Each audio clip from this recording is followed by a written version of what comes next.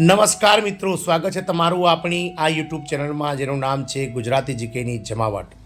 તો મિત્રો, દેશભરના 78 લાખ કરતાં વધારે EPS 95 પેન્શન ધારકો માટે સરકાર સમક્ષ જે છે તે મિત્રો પાંચમી વખત આ પેન્શન વધારાને લઈને હાયર પેન્શન કરવાને લઈ અને જે છે તે મિત્રો રજૂઆત કરવામાં આવી છે. આપ સૌને જણાવી દઈએ કે પ્રી બજેટ મિટિંગ્સ જે ડૉક્ટર નિર્મલા સીતારામનની અધ્યક્ષતામાં ગતરોજ મળી હતી 6 જાન્યુઆરીના રોજ, તેમાં મિત્રો EPFO પેન્શન 5 વખત, 8મા પગાર પંચની રચના વગેરેને લઈ અને મિત્રો જે છે તે મિત્રો ટ્રેડ યુનિયનો દ્વારા જે છે તે સરકાર સમક્ષ માંગણીઓ કરવામાં આવી હતી. જાણી વિડીયોમાં વિગતવાર કે પ્રી બજેટ મિટિંગમાં જે છે તે નાણામંત્રી સમક્ષ જે છે તે કઈ માંગણીઓ કરવામાં આવી હતી અને સરકાર દ્વારા કેવા હકારાત્મક વલણો છે તે આપવામાં આવ્યા હતા તેને લઈને વિડીયોમાં વિગતવાર ચર્ચા કરીએ.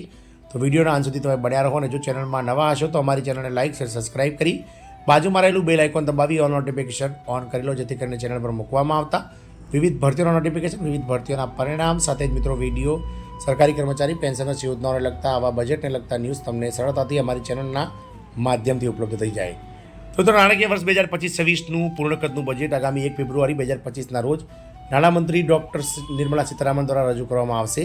તે પહેલાં નાણામંત્રી નિર્મલા સીતારામન વિવિધ ક્ષેત્રોના પ્રતિનિધિઓ સાથે બેઠક કરી રહ્યા છે. આ સંદર્ભે ગત સોમવારે એટલે કે 6 જાન્યુઆરી મજૂર સંગઠનો સાથે બેઠક યોજાઈ હતી. નિર્મલા સીતારામણે મજૂર સંગઠનોના પ્રતિનિધિઓ સાથે બેઠક યોજી હતી. લેબર યુનિયન 5 ગણું EPFO લઘુત્તમ પેન્શન માંગ કરે છે, એટલે કે હાલમાં જે લઘુત્તમ પેન્શન 1,000 રૂપિયા મળી રહ્યું છે તેને વધારીને 5,000 રૂપિયા કરવાની માંગ કરવામાં આવી રહી છે. કેન્દ્રીય કર્મચારીઓ પણ તાત્કાલિક ધોરણે 8મા પગાર પંચની રચના કરવામાં આવે તેવું સરકાર સમક્ષ માગી રહ્યા છે. નાણામંત્રી નિર્મલા સીતારામન 1 ફેબ્રુઆરીએ નાણાકીય વર્ષ 2025-26નું પૂર્ણ કદનું બજેટ રજૂ કરશે. આ પહેલાં તે વિવિધ ક્ષેત્રોના ટ્રેડ યુનિયનના પ્રતિનિધિઓ સાથે બેઠક કરી રહ્યા છે. આ સંબંધમાં તેણે ગત સોમવારે મજૂર સંગઠનો સાથે બેઠક યોજી હતી. મજૂર સંગઠનોએ સોમવારે નાણાકીય વર્ષ 2025-26ના બજેટમાં EPFO હેઠળ જ લઘુત્તમ પેન્શન જે છે તે હાલમાં લઘુત્તમ પેન્શન 1,000 રૂપિયા મળી રહ્યું છે, જે વર્ષ 2014માં જે છે તેમાં મિત્રો વધારો કરવામાં આવ્યો હતો અને 10 વર્ષ કરતાં વધારે સમયગાળો વીતવા છતાં પણ આ પેન્શનમાં કોઈ જાતનો વધારો ન કરતા આ લઘુત્તમ પેન્શન 5 ગણું એટલે કે મિનિમમ 5,000 રૂપિયા કરવાની માંગ કરવામાં આવી રહી છે. તદુપરાંત મિત્રો કેન્દ્રીય કર્મચારી અને પેન્શનર્સના વિવિધ યુનિયનો પણ તેમને મળ્યા હતા. તેમાં જે 8મા પગાર પંચની તાત્કાલિક રચના અને હાલમાં જે સુપર અમીરો દેશમાં છે તેમના પાસે વધુ ટેક્સની માગણી કરી હતી. સીતારામન સાથેની રૂઢિગત પ્રી બજેટ મિટિંગમાં ટ્રેડ યુનિયનના નેતાઓ પણ આવકવેરા મુક્તિ મર્યાદા વધારીને 10 લાખ કરવાની, અસ્થાયી કામદારો માટે સામાજિક સુરક્ષા યોજના લાવવા અને સરકારી કર્મચારી માટે જૂની પેન્શન યોજના OPS પુનઃસ્થાપિત કરવાની માંગ કરી હતી.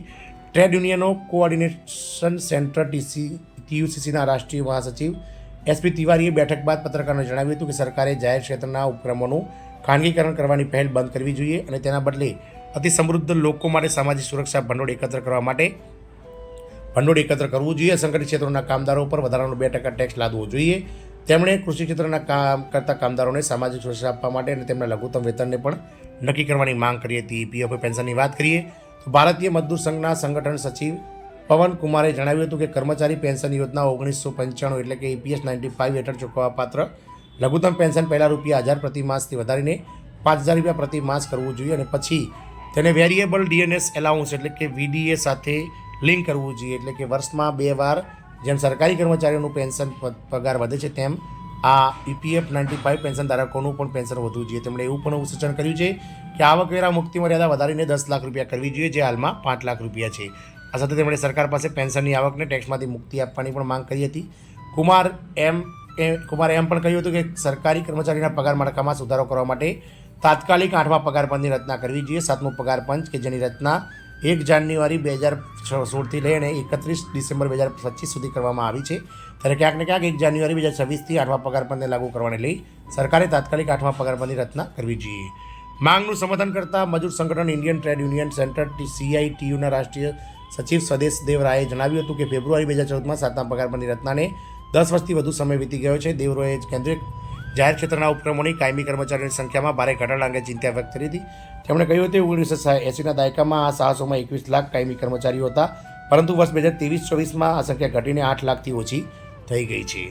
બજેટની અલગથી ફાળવણી National Front of Indian Trade Union NFITUના રાષ્ટ્રીય અધ્યક્ષ દીપક જયસ્વાલે અસંગઠિત ક્ષેત્રના કામદારોને સામાજિક સુરક્ષા લાભ આપવા માટે કર્મચારી ભવિષ્ય નિધિ અને કર્મચારી રાજ્ય વીમા નિગમ એટલે કે ESIC માટે અલગ બજેટની ફાળવણી કરવાની માંગ કરી હતી. આ ટ્રેડ યુનિયનો દ્વારા મિત્રો માનદ વેતન મેળવતા દેશભરના 24 લાખ કરતાં વધારે આંગણવાડી કર્મચારીઓ અને 10 લાખ કરતાં વધારે આશા વર્કર અને મિત્રો ફેસિલિટેટર બહેનો તેમજ વિવિધ જે માનદ વેતન મેળવતા કર્મચારીઓ જેવા મધ્યાહન ભોજન કર્મચારીઓ તમામને મિત્રો સરકાર દ્વારા જે છે તે સામાજિક સુરક્ષાનો લાભ આપી અને EPF અને ESICનો લાભ આપવામાં આવે તેવી તેમણે માંગ કરી હતી. આમ સરકાર દ્વારા બજેટ 2025માં પહેલાં જે બજેટ મિટિંગ કરવામાં આવી છે તેમાં વિવિધ સૂચનો સરકારે સાંભળ્યા છે અને નાણામંત્રી નિર્મલા સીતારામન દ્વારા તમામને હકારાત્મક જવાબ આપવામાં આવ્યો છે. ક્યાંક ને ક્યાંક બજેટમાં આ તમામ બાબતોનો ઉલ્લેખ તેઓ કરશે તેવું તેમણે જણાવ્યું હતું. જોવાનું એ રહેશે કે 1 ફેબ્રુઆરી 2025ના રોજ બજેટ જ્યારે રજૂ થશે ત્યારે વિવિધ મુદ્દાઓ જે આપણે આગળ ચર્ચા કરી તેની ચર્ચા થઈ તેમાંથી કેટલા મુદ્દાઓનો હકારાત્મક જવાબ સરકાર આપે છે એ તો સમય જ બતાવશે. જય હિન્દ, અસ્તુ.